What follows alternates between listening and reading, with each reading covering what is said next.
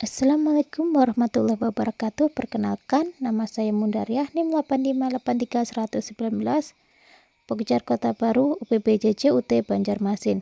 Di sini saya akan melakukan praktikum tentang ekosistem darat. Apa itu ekosistem?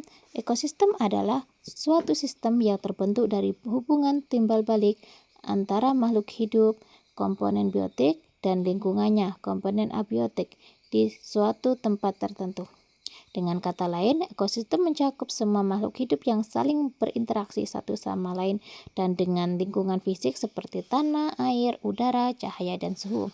Ekosistem sendiri terdiri dari dua komponen, yaitu komponen biotik dan komponen abiotik. Komponen biotik yang terdiri dari produsen, yaitu tumbuhan hijau yang dapat membuat makanan sendiri melalui fotosintesis. Yang kedua adalah konsumen, hewan atau manusia yang memakan makhluk hidup lainnya.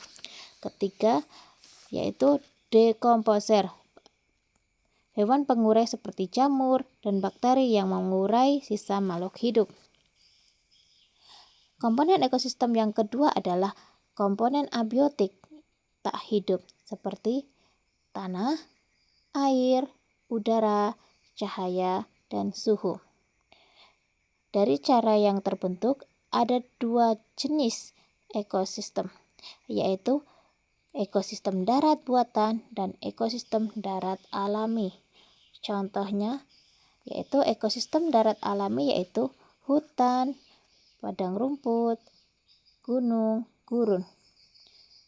Contoh ekosistem darat buatan yaitu sawah, kolam ikan, kebun, dan akuarium.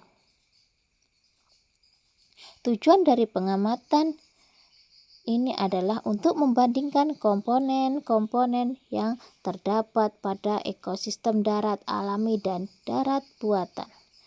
Alat dan bahan untuk melakukan praktikum adalah alat tulis, lembar pengamatan, aplikasi barometer, alam sekitar. Ekosistem darat alami di hutan kecil sekitar kita merupakan tempat hidup berbagai makhluk hidup yang saling berinteraksi. Di dalamnya terdapat komponen abiotik yang mempengaruhi kehidupan di hutan tersebut, yang meliputi air, tanah, udara, cahaya, dan suhu.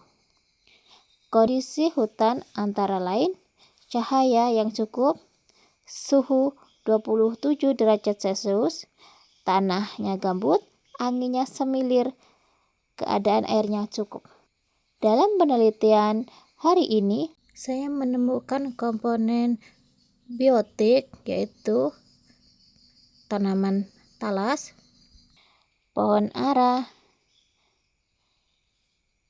daun kipahit, petai Cina, dan pakis. Komponen biotik lainnya yaitu hewan seperti monyet, semut, capung, belalang, dan burung. Selain itu, terdapat juga dekomposer atau pengurai. Mereka adalah makhluk hidup atau organisme yang memperoleh energi dengan cara menguraikan sisa-sisa makhluk hidup lain yang sudah mati. Nah, di dalam ekosistem hutan ini, pengurai yang ditemui adalah cacing, jamur, larva, dan rayap. Semua hewan tersebut saling berinteraksi dengan komponen abiotik dengan lingkungannya. Mereka membutuhkan air, udara, makanan untuk bertahan hidup. Selanjutnya itu ekosistem darat buatan. Ekosistem darat buatan yang saya amati adalah pohon mangga, pohon jambu biji, pohon kelapa, sambung rambat, dan pohon singkong. Dan hewan yang saya amati yaitu semut rangrang, ayam, kucing, sapi, kupu-kupu. Hewan tersebut juga saling berinteraksi dengan komponen biotik dan abiotik di lingkungannya. Mereka membutuhkan air, oksigen, cahaya matahari, dan makanan untuk bertahan hidup. Dalam hal ini, tumbuhan sebagai produsen dan hewan sebagai konsumen. Selain itu, terdapat juga decomposer atau pengurai. Mereka adalah makhluk hidup atau organisme yang memperoleh energi dengan cara menguraikan sisa-sisa makhluk hidup lain yang sudah mati. Nah, di dalam ekosistem hutan ini, pengurai yang ditemui adalah cacing, jamur. Dari hasil pengamatan yang saya lakukan, yaitu lingkungan sekitar hutan dan sawah, menunjukkan bahwa di alam ini terdapat hubungan timbal balik antara unsur atau komponen biotik dan abiotik yang membentuk sistem ekologi atau yang disebut ekosistem. Interaksi tersebut mendukung keseimbangan alam yang menguntungkan bagi makhluk hidup, termasuk manusia.